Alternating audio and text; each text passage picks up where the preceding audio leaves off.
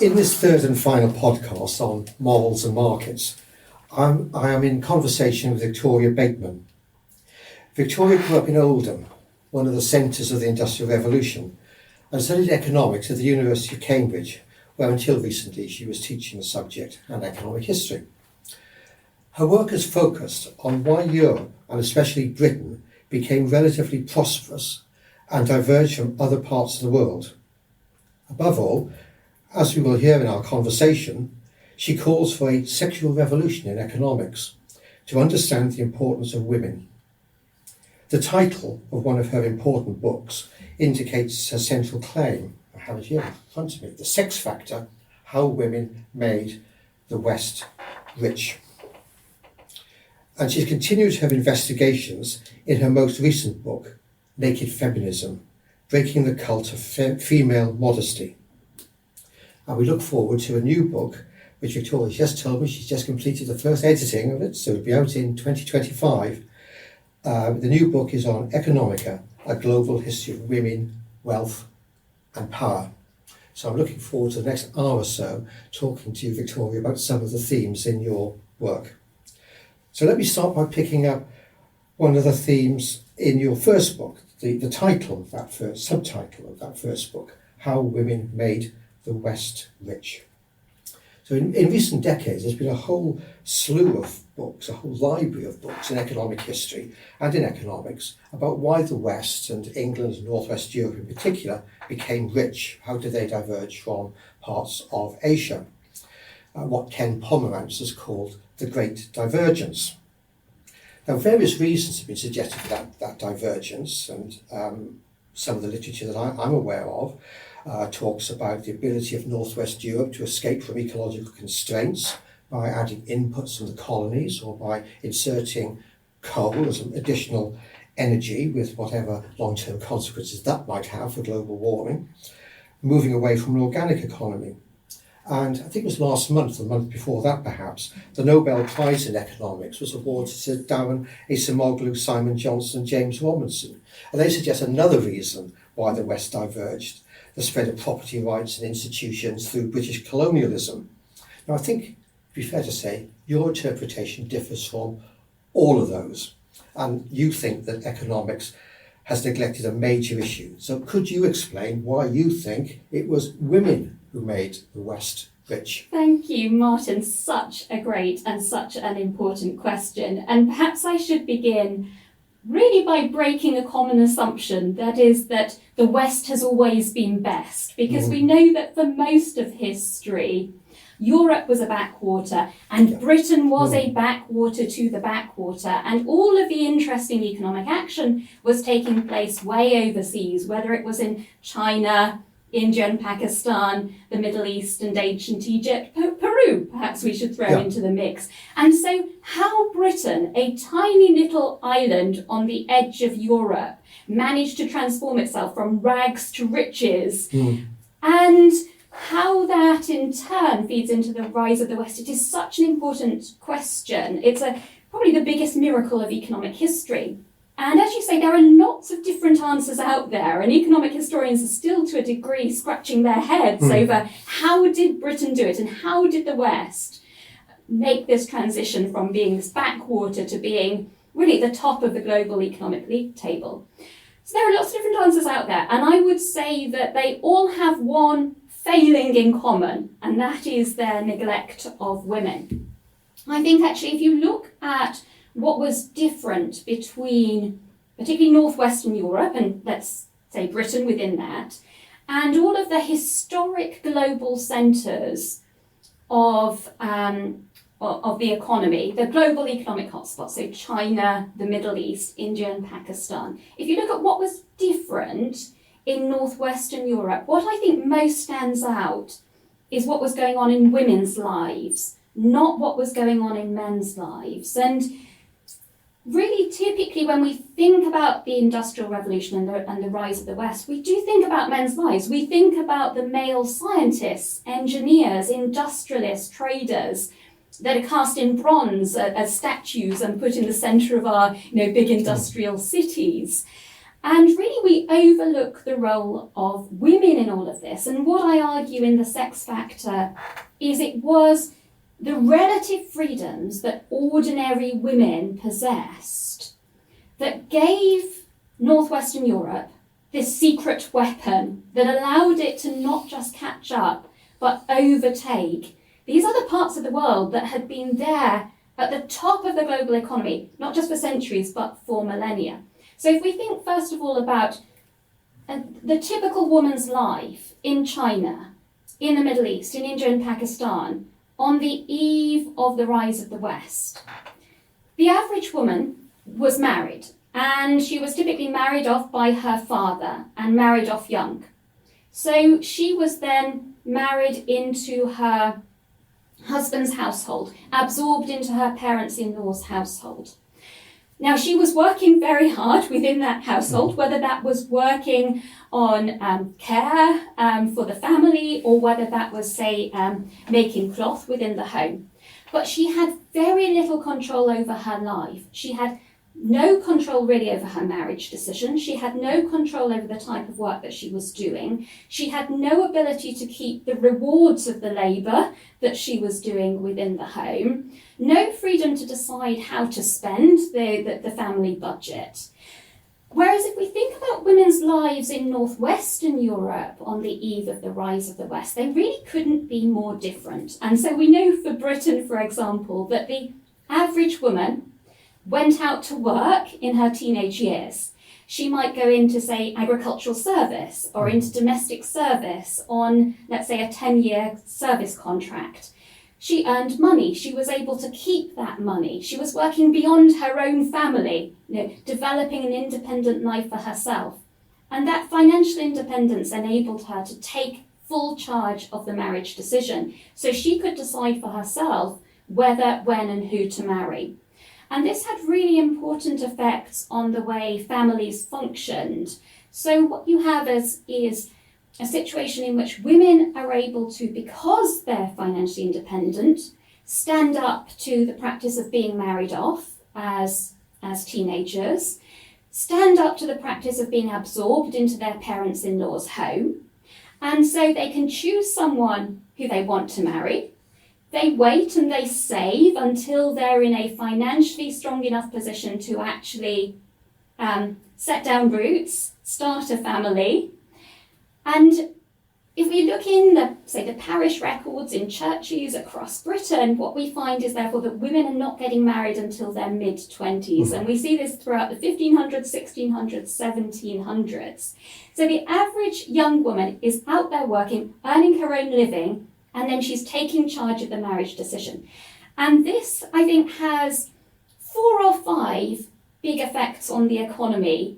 So the first one is because women are marrying later in life, they have smaller families. And that helps to prevent excessive population pressure. And that in turn helps to maintain a society in which the standard of living is a little bit higher than subsistence, where the wage is higher than subsistence, and this provides an incentive for mechanisation and technological change. So I think actually the technological change that is going on during the course of the rise of the West, that so many economists see as so central to economic growth, actually is rooted in the freedoms that ordinary women have. Now, not only are they supporting economic growth through their own individual decisions, resulting in an economy where wages are higher and that therefore incentivises technological change, but also these smaller families where wages are higher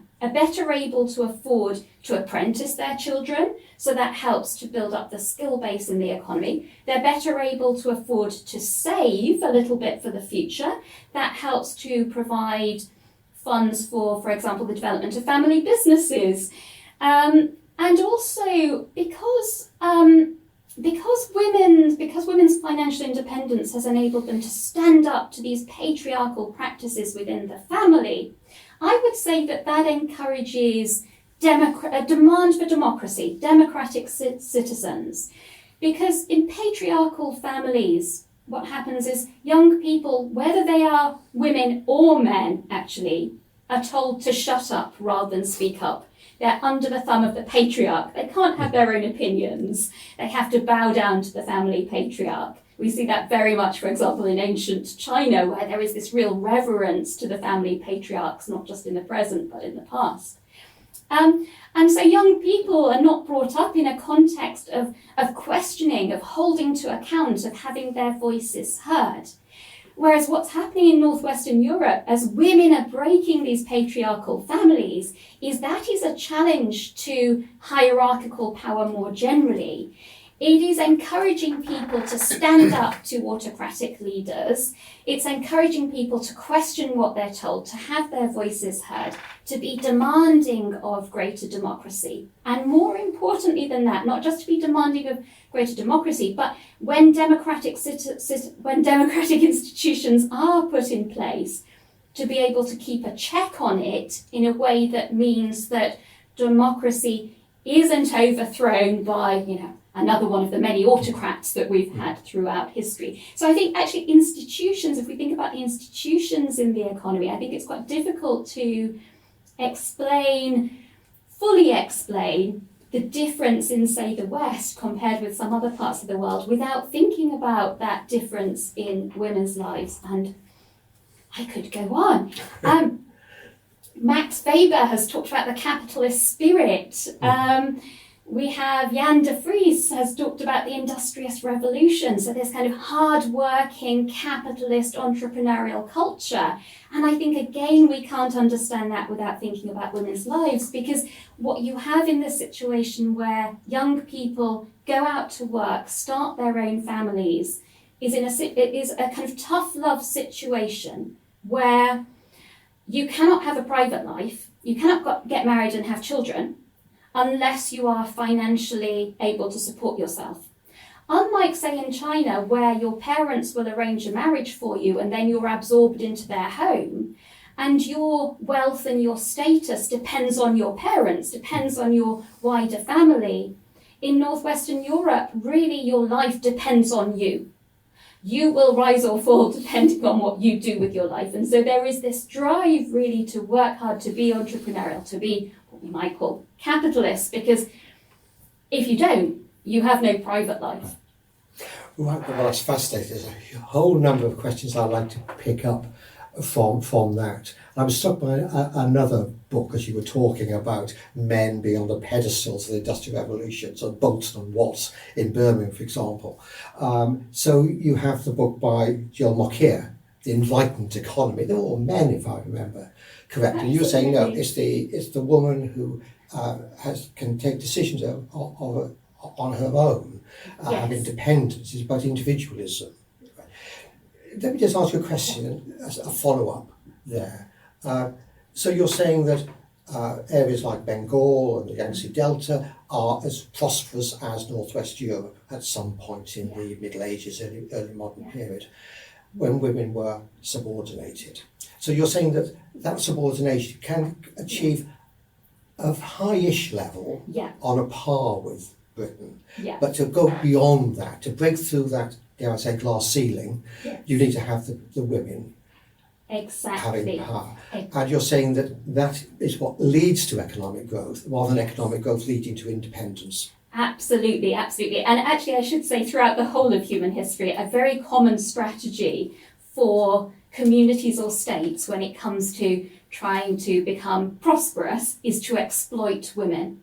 Throughout history, women have been controlled and enslaved, whether by states or by families, put to work, whether in a reproductive sense or making cloth. Cloth was the first currency of the global economy, and it was women within either slave workshops in, say, Mesopotamia, or women in peasant households in China under the thumbs of patriarchs producing this cloth. So throughout the whole of human history, the exploitation of women's hard labour has been key to building prosperity, but there is a ceiling that you reach, because it is only when, as individuals, we can take control of our own lives, when we can when we're fully able to use our talents to be creative, when we're not demotivated and stressed by being controlled, that really economies can really start to flourish. Well, I'm convinced. So the question then follows in my mind, why are economists so neglectful of the role of women, who after all are at least half and probably a bit more of the human race? Could you explain why economists are so blind to what you have just been saying? So I think, Martin, this very much comes back to a point that you made a moment ago, which is that typically we think of women's rights, women's freedoms as being a product of economic growth rather than a driver of economic growth. And I think we think about that generally in terms of social freedoms, LGBT rights and so on, that these things come after. If only we can get the economy right first, if only we can, raise GDP, then we'll be in a situation where we meet our basic needs first, and then we can afford the luxuries that are women's freedoms and social freedoms more generally. And what I do in the Sex Factor is to turn the table on that and to say, no, women's freedoms need to come first, not second. But I think in the context of where economists have gone wrong here, you think about where we were as we come out of the Industrial Revolution towards the end of the 19th century. And women, as I've argued, have been so important to the British Industrial Revolution and the rise of the West. But women don't get paid back, in a sense, for their contribution. That what you have by the end of the Industrial Revolution is the rise of the male breadwinner family. The ideal that becomes the housewife, the idea that women should now be in the home rather than in the factory. That it's better for the women and it's better for the family and for the wider society if women are the heart of the home. And so at the time that modern economics starts to develop, women are idealised as housewives. They're not seen as economic contributors. Now, actually, they are working very hard still within the home. I mean, when you think about the amount of work it took cooking, cleaning, washing, providing hot meals in the late 19th century and through to the 20th century before modern day appliances, this was hard work. But that wasn't classed as proper work. That wasn't classed as GDP as part of our economy. It's not in the GDP. It's not in GDP. So women came to be seen as the housewives rather than as important contributors to the economy. And then as we go into the 20th century, we see the suffragette movement. And so you can see how this rhetoric develops, that women's freedoms come as a consequence of economic growth rather than being a cause of economic growth, because in a sense we ignore the economic history. We don't, as economists, look back far enough in time to the way in which throughout human history the home was actually the heart of the economy. That, the original businesses were based in the home. The original workshops were based in the home. And each mother in her home was like the CEO of the family business and the household. So there's this real blurring between the economy and the home in a way I think that is very much ignored by economists. Have economic historians been any better? I suppose in the late 19th century there are some economic historians who start to write about this and say something like you've been saying about that women have been there. And perhaps there's a sidelight on that. I think the first woman economic historian in Cambridge to hold a position within a college was Ellen MacArthur. Yes. And the man who created Cambridge economics, Alfred Marshall, refused to allow her to teach. Isn't that a travesty? And the person who did allow her to teach was his great enemy, William Cunningham. So there was a battle going on within the economics profession. So let me ask then two questions. First of all, were economic historians any better in seeing what you've been actually talking about? And are modern economists perhaps a little bit more enlightened than Alfred Marshall? Is the profession starting to change?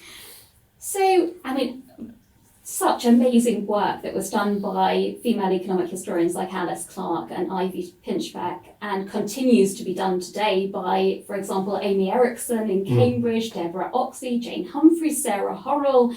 I do think women economic historians have done a wonderful job of really showing us the contribution of women throughout history. I have in front of me here, it is a trade card of a woman shoemaker from 18th century London. And you can see here, so this is the business card of the 18th century, and this shoemaker is called Anne Askew. And she advertises there on her business card the types of shoes that she does, how she can ship them internationally. She makes shoes for men as well as for women. There's a giant boot there on her business card, and it gives details of where you can find her. That was before modern day streets had numbers, and so you'll notice that it says "Find me" by the sign of this wonderful boot of that the you have there. That's right. And just reading it, she sells all sorts of men's shoes, boots, slippers. Likewise, women's fine shoes, clogs, and slippers. Yes, a wide range. And so Amy Erickson has done a great job, for example, unearthing these women's business cards from 18th century London. You know, something I think most people would be surprised to see that, because we think of businesses as being run by men. You know, we think of businessmen, not business women. So I do think economic historians have done a relatively better job than economists. And we can see, you know, if we look at the gender gap within economics as a discipline. So, for example, at the moment in the UK, less than a fifth of economic professors are women. If we look at the proportion of undergraduates that are women in economics, that's been falling over time rather than rising. Yes, so in 2002, 31% of British students studying economics were women. By 2018, it was 27%. So it's actually round about a quarter now. So I think about back when I graduated with my economics degree, there were more women studying economics then than there are now, which is a travesty. Why do you think that's happening? Why is it happening? Well, I think economics as a discipline has a number of failings that put people off. You know, it isn't doing a very good job of having an understanding of the world around us. When you think about big economic questions, these are questions that women are as interested in as men. You know, boom and bust, rise and fall of civilizations, poverty and inequality. And yet economics as a discipline, I don't think, is doing a very good job of answering those questions. And I think that is putting people off. And instead, women are going to study other things like history or other social science or humanities, sociology.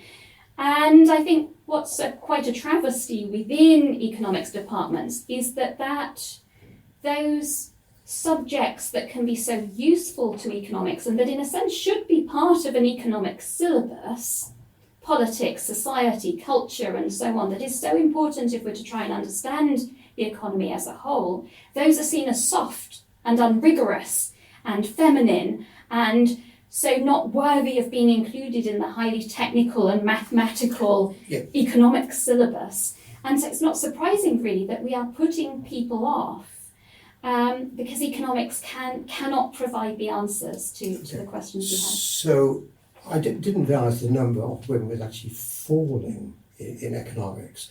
And falling in the number of people holding permanent posts as well? So at the staff level, there has been a small improvement, but at the undergraduate level, it's been declining. And so what's happening is at the staff level, increasingly posts are being filled. Of course, we have an international labour market. So, for example, most of my female colleagues are from other parts of the world, Europe, United States, and so on. I think I have been one of the few British-born economists working in Britain. And do you know if the number of women studying economics at undergraduate level has been falling in other countries as well, or is Britain an outlier? Perhaps you don't know that. I would have to look at the data. I think in the US it certainly hasn't been a significant increase. So yes, that's interesting. Yes. So it's as you say, this mathematical modelling, which often doesn't take account of gender. Absolutely, yes. No, absolutely. And make some quite stereotypical assumptions when it comes to gender, I would say. I mean, if we think about let me try and defend economics to begin with, and then I'm going to attack it if I can. So if we think about the context in which modern economics developed, which was the late 19th century. And I've already talked about how that was a period where you're getting the idealisation of the housewife. It was a period when we're coming out of the Industrial Revolution. Capitalism is seen as the big thing. And that's very different to the pre-industrial revolution, more medieval economy perhaps, where we had the church and the state were seen as being more in control of our lives. So if we think about the intrusions on people's lives, sumptuary laws that dictated who could and couldn't wear purple, who could and couldn't wear tailored shirts, usury laws that dictated what interest rates, the maximum interest rates you could charge, all kinds of statutes of labourers that for a long time dictated, say, wages in the economy. You've got to set up, say, an international trading company, you need a government licence for that. You've got tariffs and so on. And so historically you have the state and the church quite intrude in people's lives. And I would say that what happens with, say, Adam Smith and classical economics is it's trying to make the case that actually you can let individuals make their own decisions. You can trust them to make their own decisions. You don't need to boss them around, tell them what they can and can't earn or what they can and can't spend and where they can buy their purchases from abroad or at home. People are reasoned. This is the rise of the trend in the belief in reason and rationality. We're all reasoned enough to make our own decisions. We don't need to be bossed around by the state and the church. And moreover, if we're left to make our own decisions, that won't lead to chaos. That through the invisible hand of the market, that will lead on aggregate to an outcome in which society is better off rather than worse off. And so we know from Adam Smith this idea of it's not from the benevolence of the butcher or the baker that you get fed, it is from the butcher or the baker appealing to their own self-interest, so their drive to make profit that in turn provides us with bread and butchery and so on. So I think in that context where economists are trying to make the case for a world in which individuals are freer to make their own decisions, I think you can see how economics starts to go in a direction of saying, people are these kind of rational, reasoned creatures and can be trusted to do their own thing. But I think where economics then goes wrong is as we come out of that classical period of economics, the kind of Adam Smith, late 18th century, early 19th century, and we go into the late 19th century, into the marginal revolution within economics. This is where we get the formalization of economics. And so this idea that we're all these rational, reasoned creatures is set down in a mathematical way, is set down as a kind of scientific model. So economists borrow from physics and think, let's model the economy in the way that you can model, say, a set of atoms. And so let's assume that everyone is rational, reasoned, calculating beings, and let's try and understand the economy through these mathematical models.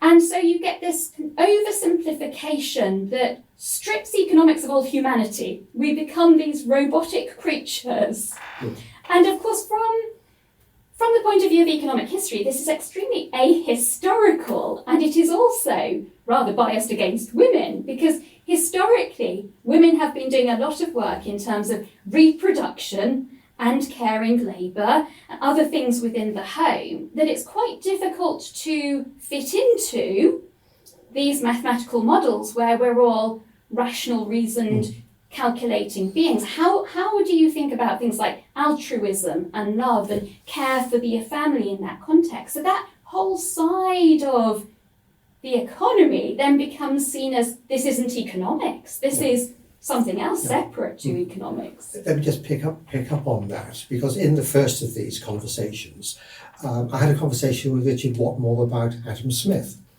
And as you say, Adam Smith thought that it's not by benevolence that we're fed, it's the butcher and the bakers self-interest. But Adam Smith also said, didn't he, in the theory of the moral sentiments, it's how we empathise with the person that we're dealing with. You have to be able to put yourself in the shoe of the customer. What does the customer want? So he was not actually going in for that sort of highly mathematical approach, was he? It was much more about human psychology and empathy and humanity, moral sentiments. And then I mentioned Alfred Marshall and William Cunningham, and there's a bit of a battle, as you're saying, in the late 19th century in Cambridge, where economics is really being formalised, where Marshall is going down the mathematical route, and his great enemy, Cunningham, saying, no, we have to be historical, we have to think more generally. So is there that battle between the methodology in Streit, if I get my German right, between the historical economics and the more mathematical economics, and the mathematical people win? Yes. So that's what you're saying. But then, is there, coming back now, behavioural economics, which I was talking to Avner Offer about last time, is that subverting what you were just saying about this highly mathematical, in fact, unreal view of humanity, in my view? So I think behavioural economics has made a really important contribution, and actually Nobel Prizes have been awarded, for it. So let me first of all say, this is a really important field of economics. It is about questioning these core assumptions of economics, that we are these rational, self-interested, calculating, independent beings. But I would say that behavioural economics does both too much and too little. So on the one hand, does it do too much? So I certainly wouldn't want to replace the idea that we're all self-interested with the idea that we're all altruistic and nice to each other. Because I think if we do that, if we jump to an opposite kind of set of assumptions, how do we understand exploitation within society? How do we understand exploitation within the home, within patriarchal families and so on? So I think certainly, some economists have jumped to being too optimistic about human nature and thinking that we can perhaps, if we stop assuming people are self-interested and calculating and start believing in the good of all people, then we can create this much nicer society. And I'm more sceptical of that, and perhaps that is seeing from an economic history point of view the amount that women have been exploited throughout history. But on the other hand, I don't think it goes far enough, behavioural economics. And that is because I think that if we're truly to build a better understanding of the economy, we need to think about fertility, we need to think about family, we need to think about society. And I think those things are not fully taken on board within behavioural economics. If we begin with fertility, so if we think about, to be a woman in the world today, your ability to control your fertility is so fundamental to your economic outcomes in life, to your experience of poverty and inequality, for example.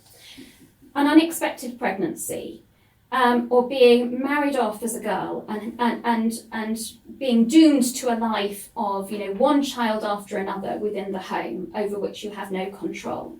If we're to understand the experience of women's poverty, gender inequality, the politics of the home, we need to think about women's fertility and women's freedom to control their fertility and to factor that into our economic models. And once you think about fertility, that then leads you to the family. Because again, if we think about these assumptions that economists make, that we are these rational, calculating, independent beings, the reality of fertility and family is dependence. We're not all completely independent beings. We might be dependent on other people, and we might have people that are dependent on us. That is the nature of fertility and the family life that it brings. And so better understanding that dependence and thinking about how that dependence creates the possibility of exploitation, including, say, within the home, I think is really important. So I think that behavioural economics, it's done some wonderful things, but I think sometimes it can be pushed too far, and sometimes there are areas where we need to improve our understanding of the economy, change the way we think about us as individuals in a way that could help us better understand poverty, inequality, and economic growth. If I were being slightly mischievous, I might say, why do we need economics? What the agenda you're setting out there sounds like sociology. So why don't you become a sociologist? Oh, well, I would like to see us go back to a period, of the classical days of economics, where economics was a multidisciplinary subject. It was a magpie subject. It took a little bit of history, a bit of sociology, a bit of theology, a bit of politics. That you can't see economics just as something akin to physics. And I think one of the reasons why economists have gone wrong in this, why we have this physics envy, is in part, I guess, a product of the Industrial Revolution and the Enlightenment. Because what you get with that is this real, bowing down to science. Because technology and science are so important in the Industrial Revolution. The Enlightenment shifts us from this seeing the world, as driven by, magic and fate and heavenly forces, to instead driven by scientific law that we can uncover and try and understand. And so I think there is a sense in that context that economists are thinking science is above the arts, reason is above emotion, and to have a rigorous economics, we therefore need to become very mathematical, very technical, strip out all of these social and cultural things. And in a sense, what happens in economics is you get this idea that everything else can be explained by economics. So material foundations for everything else. That if you want to understand cultural differences, social differences, you just need to reduce it all down to the economic differences. And that's not just Marx, that's not just materialistic, deterministic. You're saying that is throughout the subject. Throughout the subject. And that's spreading then into other areas of policy making where it might not be appropriate. Yes. So, in a way, you're rolling the clock back in economics to, again, going back to my bête noire, Alfred Marshall, in this comment, I don't know if he really, but it's my bête noire, where you had in Cambridge, before the economics typos, you had the moral sciences typos. So it was a mixture of philosophy, history, they wouldn't have called it sociology, but the human sciences. Yes. So that's your vision, Yes. but not PPE? I think what you're describing, Martin, is a wider umbrella than PPE. I think the way PPE is taught is it's quite siloed. Mm-hmm. So you have people teaching the politics, people teaching the economics and the philosophy without necessarily speaking to each other. And so you get, for example, a degree in PPE where it's not necessarily joined up thinking. Yeah. Right, so what you end up is, dare I say it, certain politicians who've done sort of economics 101, think they understand how the economy works. And that's in a silo. Right. You were saying that earlier on that historians have been better. You mentioned very good historians in the past, like Alice Clark, through to today, Jane Humphreys, dare I say you, who have done this wonderful work. But I think also some historians have not been very good. Mm. I'm just thinking about the way some of them have looked at the family. Yes. Which you're just talking about. So you mentioned one of the things which leads to breaking through the limits on economic growth, being the rights of women to have independence within the labour market and early marriage. So, late marriage. Yes. Reducing the number of children. In fact, an awful lot of people in the 18th century never marrying. Yes, that's right. But when you look at Tony Wrigley, who really discovered in very great detail that high rate of non-marriage and late age of marriage, I think he sees the decision as being within a frictionless household. Yes. That men and women say, what is the nature of the labour market at the moment and what's the price of food, and they sort of sit down with their abacus or whatever it was at the time and they work out, is it wise to get married? There's no power between men and women, I think I'll be fair to say. That's right. Or if you take, you mentioned Jan de Vries, I think, Yes. earlier on. He says again, the household works out whether it's worth spending time of the woman in working the labour market, or if you get a bigger marginal return, if the woman, because the man's wage has gone up, spends time at home doing washing and cooking and baking, whatever, within the home. So again, it's a frictionless experience within the household. I take it that is not how you see the household, and some economists have tried to model the household, haven't they? Particularly Gary Becker. Now, I just wonder if you could tell our listeners what you think about this way. Both historians and economists have looked at the family. Yeah, so Gary Becker won a Nobel Prize for importing economic concepts into the household. Yeah. So historically, as perhaps we've suggested, economists have been very bad at thinking about the household. The economy is seen as something out there, as separate to the household. And what Gary Becker did was to unlock the black box that is the household, and doing that in a way that imported those economic concepts, those economic assumptions of rationality, calculating, maximising economic agents. And so he modelled the household as having as economists we call it, a joint utility function. So someone in the household takes on the role of thinking about how they're going to maximise the utility or the happiness of the household. And they're then going to arrange the household in a way that maximises that household's happiness, and that might involve, for example, thinking about, right, who's going to go out to work and earn a living, who's going to stay at home and look after the children, how many children are we going to have, and so on. And so Becker models this all as being a rational, calculating thing. And so he comes to the conclusion that, for example, historically, women have been more likely to stay in the home because they have this comparative advantage when it comes to breastfeeding. And so, it makes more sense for men to go out of the home and earn money because women kind of have this anchor to the home that they're the ones that need to feed the infants, and so it makes more sense for them to stay at home. And so Becker tries to, through importing those economic concepts into the home, try and explain social outcomes, like why we tend to have more housewives than house husbands. And I think that on the one hand, this opened economists' eyes to the household, but on the other hand, it gave a very blinkered view of what was going on in the household.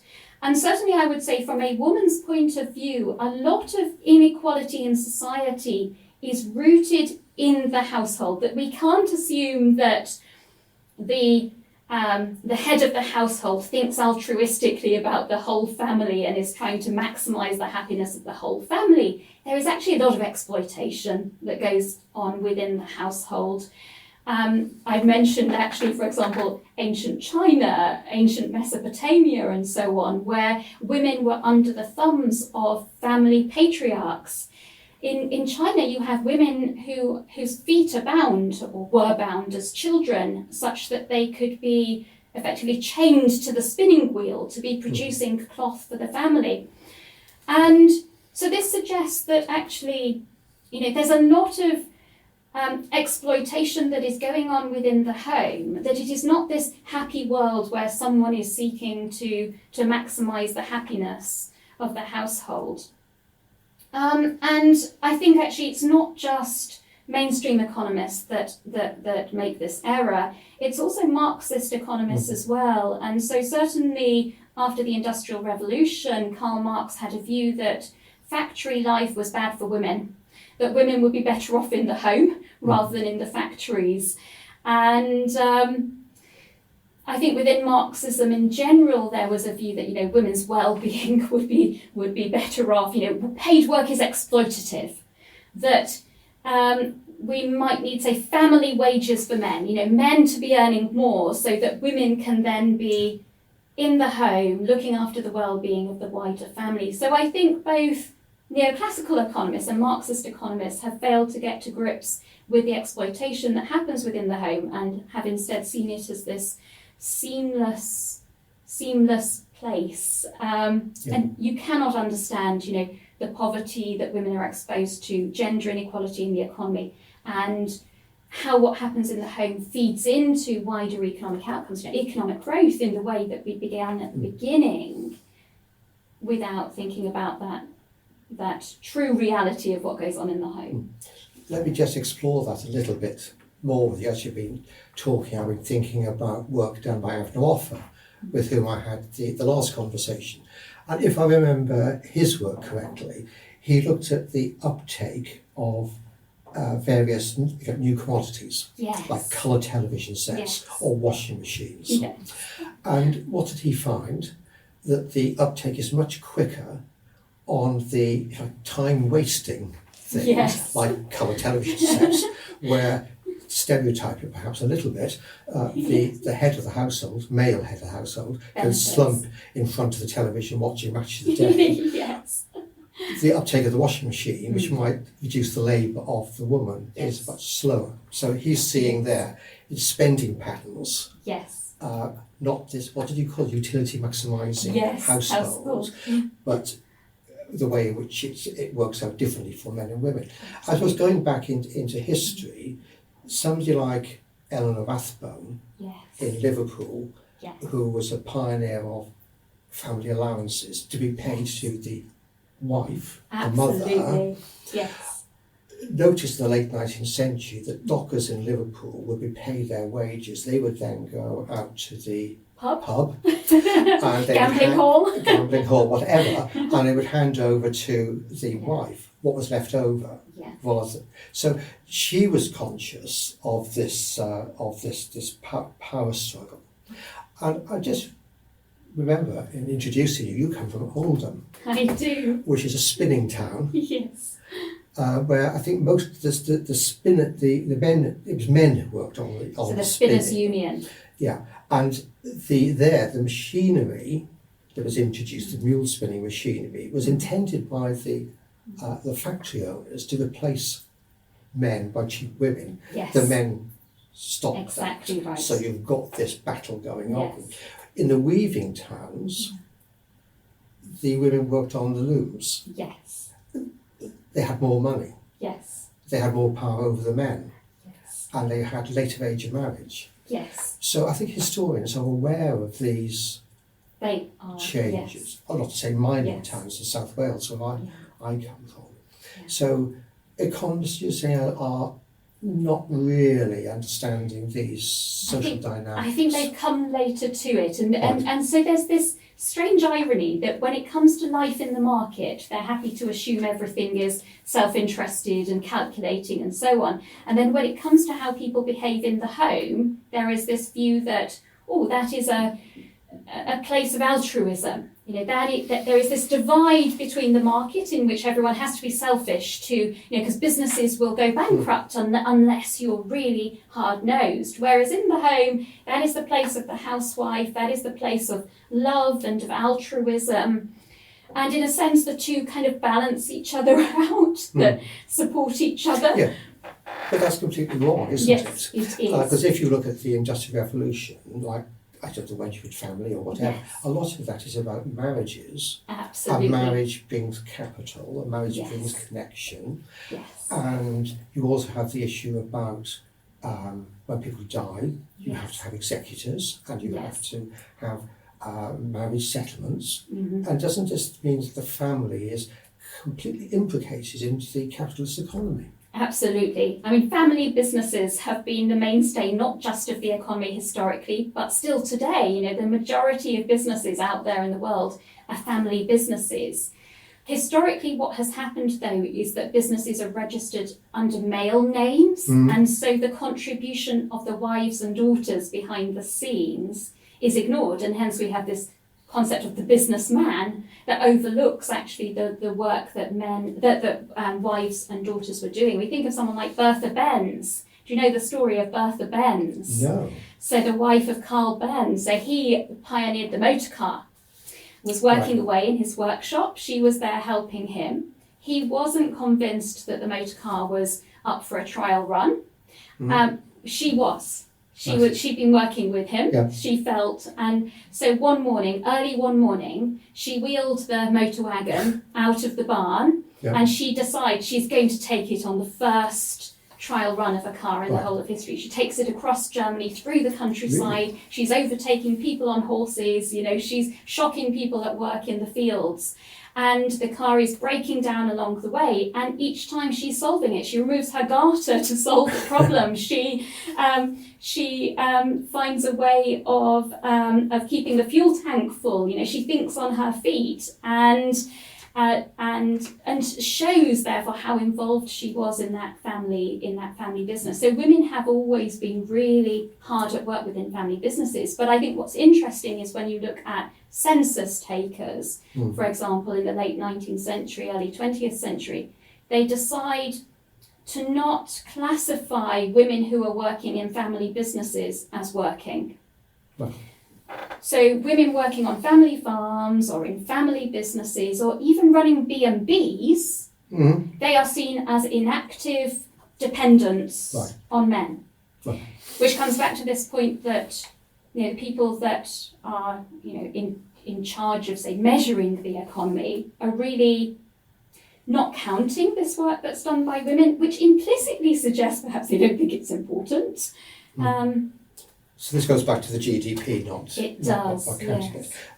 As you were talking, I've got two thoughts going through my mind. We were talking about the Rathbone family allowances. Yes. Which of course doesn't come until very late in Britain. Yes. Was it 48, I think? Yes. Something like that.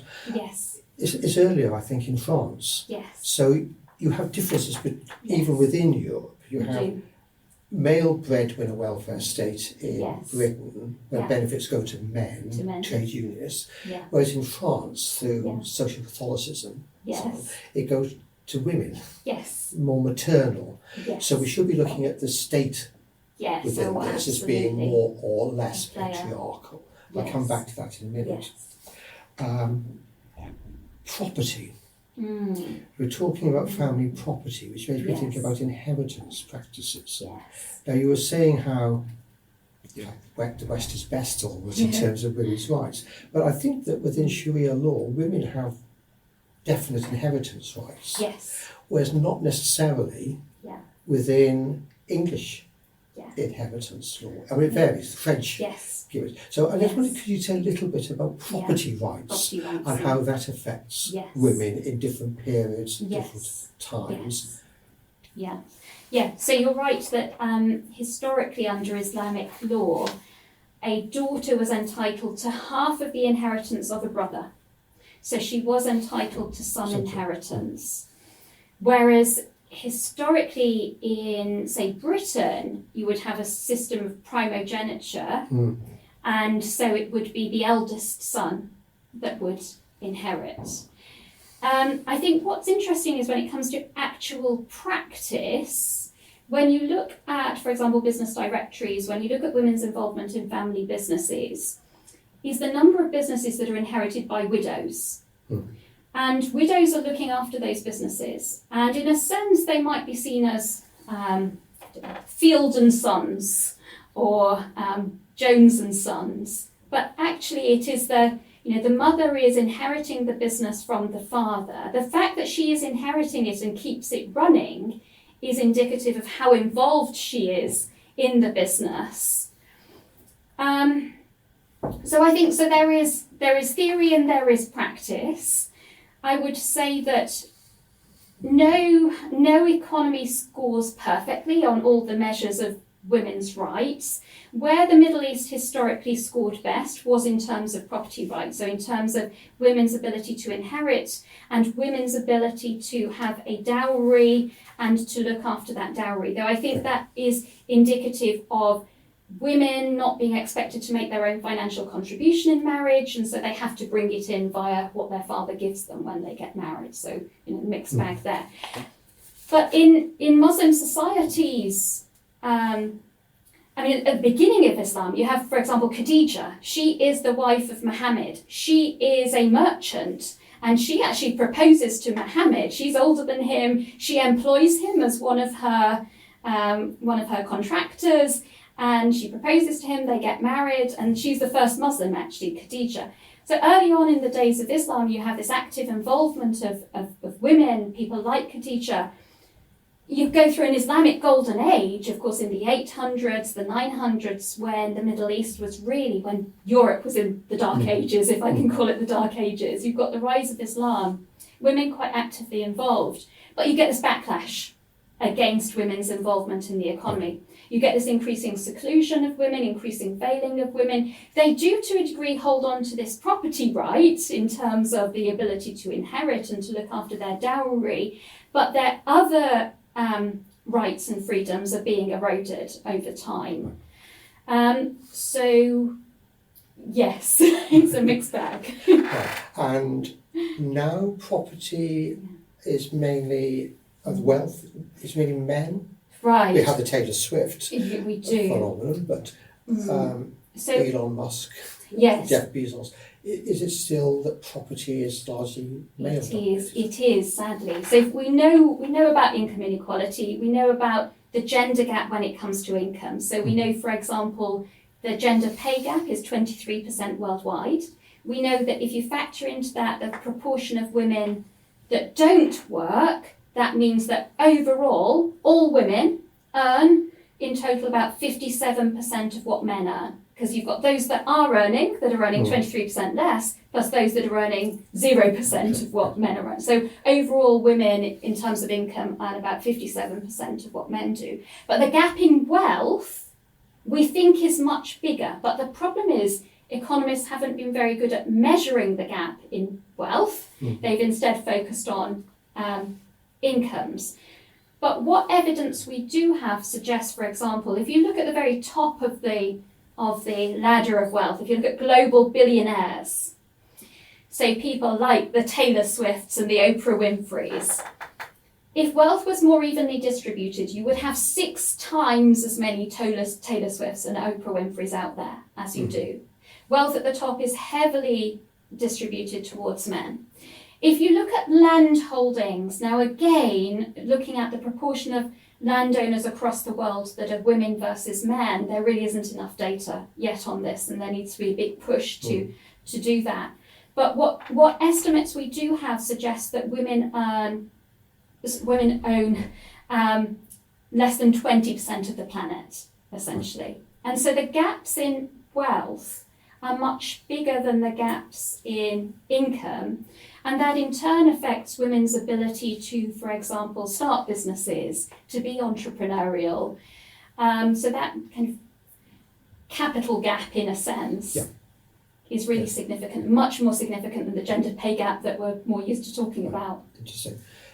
Let me move on to a point I was just hinting at there. I was talking about the welfare state, how the state is structured.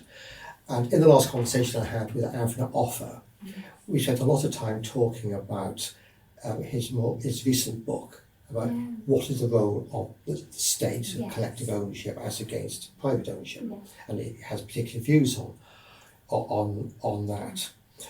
You talk about this a little bit within your book, the sex factor. I wonder if you could explain your views on this, about whether it's markets versus the state. Yes. Or if it's actually about how they work together with each other. I suppose one could say that another failing of economics, we really are giving this subject a little bit of a bashing, is to say that they don't say very much about the collective areas of the economy since the market turn. So I wonder, could you give us your view on this? Yes, so certainly we think about this big battle that really hung over the 20th century, the battle between the market and the state, or between capitalism and communism. It was played out in movies, it was played out on our TV screens, it was played out in the space race, so this battle between markets and the state. And I think, well, one thing is that ignores everything that goes on beyond the market and the state, like the household, community, society. But another thing is, I think that in a sense, the most successful economies are those that try and take the best of both worlds, that are not really at one extreme or another. They take the best of both worlds. And I think actually women's freedom is key to getting the best of both worlds, because I think what you get in a society where ordinary women are able to go out to work and to build a life for themselves, first of all, you get that resistance to those patriarchal family practices that we talked about at the beginning. The fact that you can't speak up, you've got to shut up within a patriarchal family. You're under the thumb of the patriarch.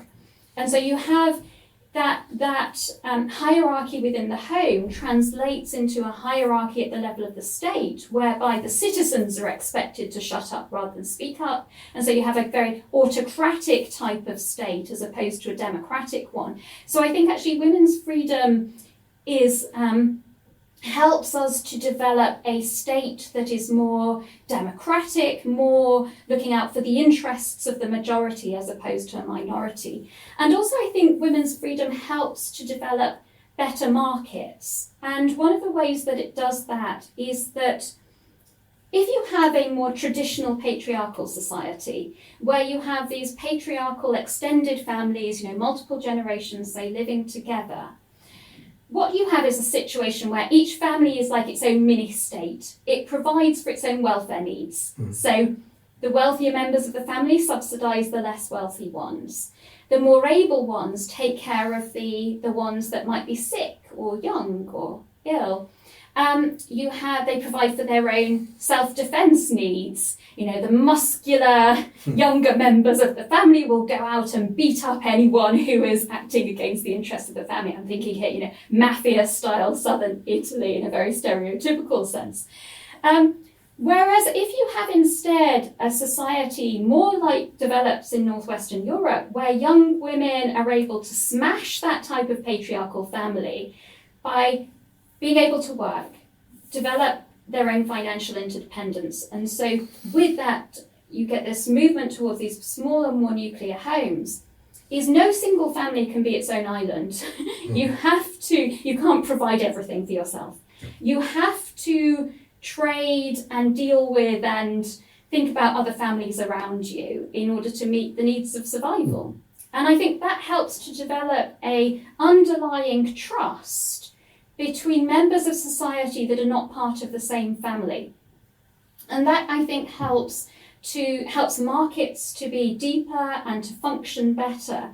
Whereas what you had, say, historically in the Middle East is you have these very strong extended family networks that are wonderful in the early days of economic history, because that supports trade across long distances, because you'll have a cousin or a second cousin somewhere that you can make contact with.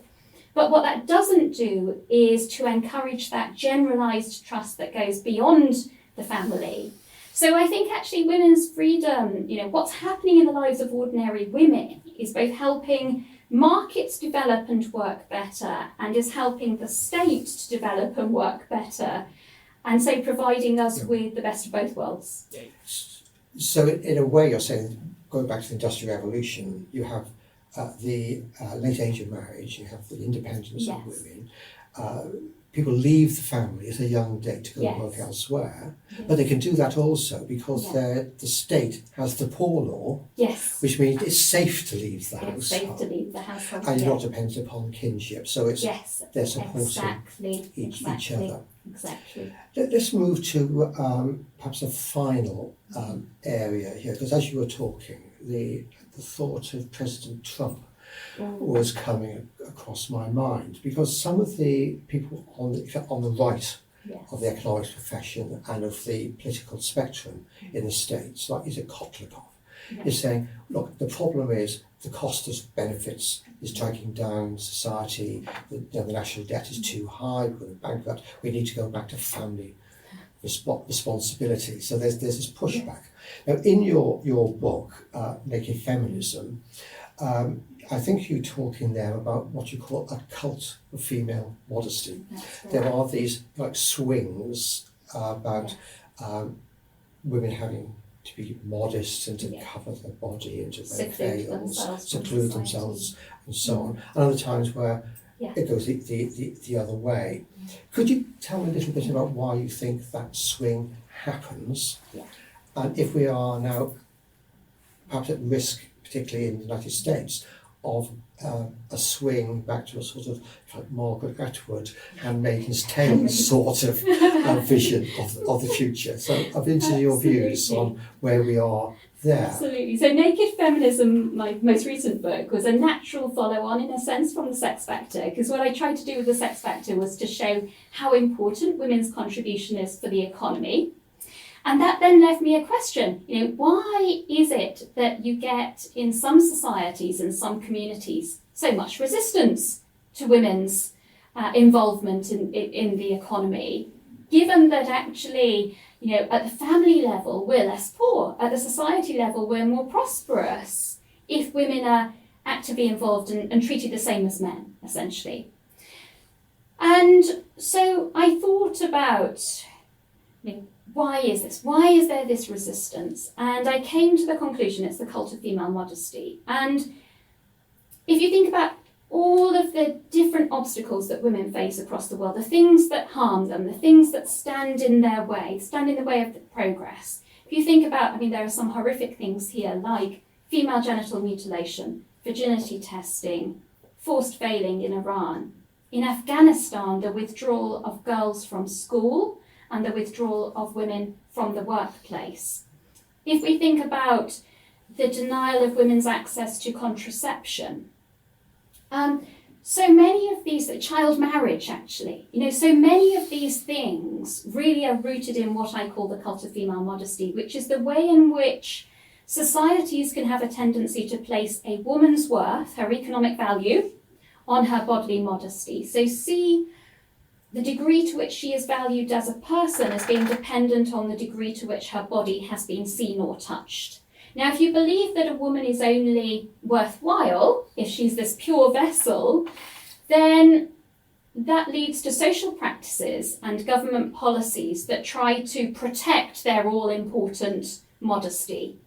So whether that is, for example, female genital mutilation that involves making it very difficult for women to have intercourse, whether it is forced veiling, whether it is thinking twice before allowing your daughter to go to university, thinking twice before allowing your wife to go into the workplace, resistance to birth control with a view that that could turn your daughter into a harlot, that she might be off doing things that you'd rather she didn't before marriage, child marriage, which is a way of trying to make sure that your daughter's purity isn't eroded by her being out there in the world before she's got married. You want to marry her when she's at her most pure. So I think the cult of female modesty actually stands in the way of women's lives and their ability to get educated, to be healthy, to engage in paid work.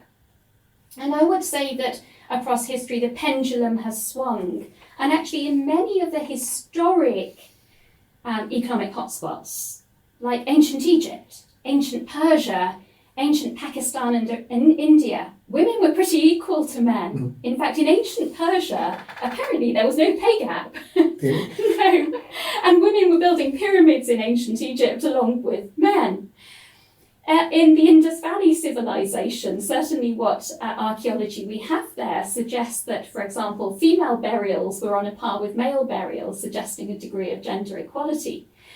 But what then happened over time was that you got a backlash against women's freedoms. And I think what happens is women become seen as the scapegoats. Women's freedoms become seen as the scapegoat for all of the man-made or other problems. If there's a flood, that's because the heavens have decided we've got too much harlotry going on in our society. We need to crack down on women and then we'll please God and we'll stop further floods. If society is seen as breaking down, well, that's because women are not in the home, being good wives and mothers. So we need to kind of pull them out of education, pull them out of the workplace. So I think you get these backlashes really against women's freedom, and that then, of course, sets a snowball effect in motion whereby you go from the rise of the economy to the decline of the economy. And I think what's been important about the West is you've certainly seen backlashes against women's freedom. You saw it in the 17th century. I mean, think about witch trials, for example. You saw it in the 19th century with the valorization of the housewife and marriage bars, and so women, married women being locked out of the workplace, the development of marriage bars. So you get these backlashes, but generally women have been able to resist and get things back on track. But I am worried that what we're facing today in Western societies, as well as in, for example, Iran and Afghanistan, where you've seen a backlash against women's rights, that we're seeing something similar. And I think particularly in Trump America. And how do you explain that? Obviously, there's an issue about women's right to their own body. I think it's right to say that Trump has mainly had votes from men, and Harris had more votes from women, although it varied, I think, between white and black women, if I remember correctly. So why do you think there is this backlash going on there now? Perhaps more in the United States than in this country, although I suppose even here, certain things which are, like what is these women's issues, like social care, are not having the attention that they deserve. No, absolutely. The crisis in care, one of the biggest crises we face, I think, as a society. I would say historically, based on my book, there are 3 factors that really stand out as driving the pendulum in the direction of greater seclusion of women or withdrawal of women. One is rising inequality. So where you see rising inequality, then there is competition for jobs, there's competition for economic resources and so on, and a feeling that women are a threat to what might be seen as men's jobs or men's resources within the economy. And also a feeling that, particularly if you've got rising levels of income inequality combined with high levels of gender inequality, that the way for a woman to achieve a better life for herself is for her to marry up. And that if she's to marry up, she needs to be guaranteed to be a pure vessel for the passing on of the inheritance of her new husband.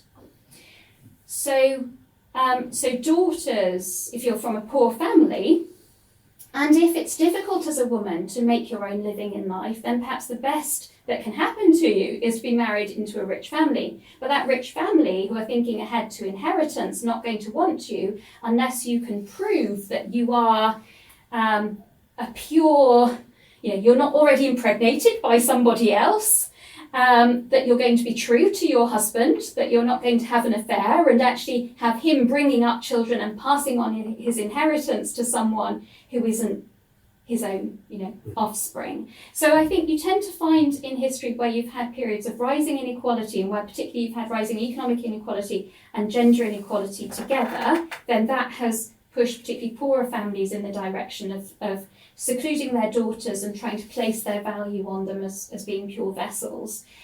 I think also where you've seen periods of rising population growth, or perhaps I should say actually excessive population pressure. Because if people are feeling, for example, in a cost of living crisis, where food prices are rising, oil prices are rising, property prices are rising, then people perhaps think, can we cope with more people on the planet?